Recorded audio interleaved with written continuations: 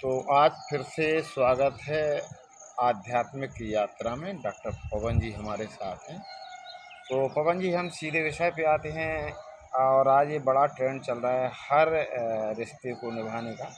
तो कल मैं देख रहे थे कि फादर्स डे, पितृ दिवस, हमने अपने पहले ये कभी नहीं सुना। इस पे आप विचार डालिए।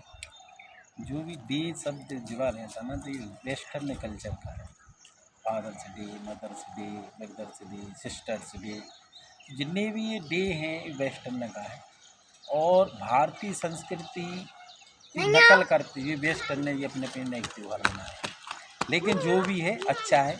एक पिता के लिए, एक माता के लिए, एक बहन के लिए, एक भाई के लिए समर्पण का एक दिन है।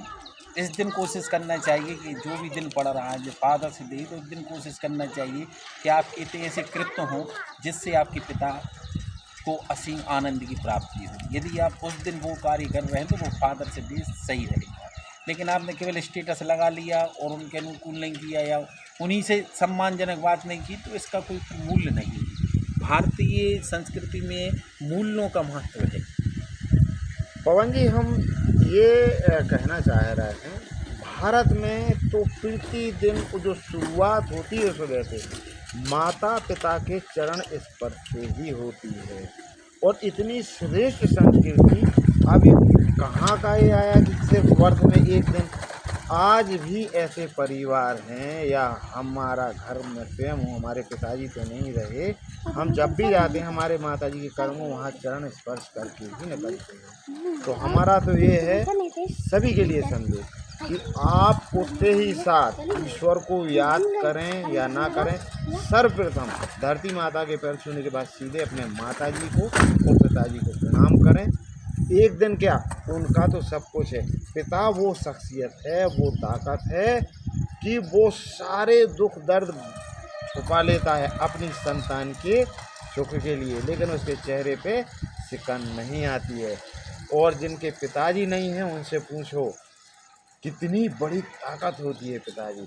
हम जीना उतरते थे सबसे पहले पूछते थे मेरा नाम लेके, गुड्डू खाना खाया कि नहीं खाया। बड़ी से बड़ी समस्या आती थी, वो ये कहते थे चिंता मत करना। बुरे से बुरे समय में यदि बहुत बड़ी ताकत और ढाल बन के, आप देख लेना, छोटे बच्चे हैं यदि रोते हैं कुछ हैं तो वो एक ही शब्द लेते हैं, हम पापा से या पिताजी से कह रहे हैं।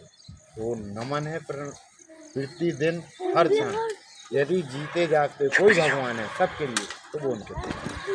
तो पिता के भी कर्तव्य हैं कि ऐसे कोई काम ना करें कि उनके संतान उनके कृत्यों से दुखी हो जाए। बहुत बहुत धन्यवाद।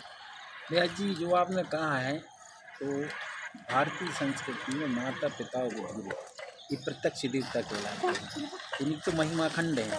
और जिस व्यक्ति के जीवन में माता पिता गुरु हैं वो वहाँ भाग्यशाली है।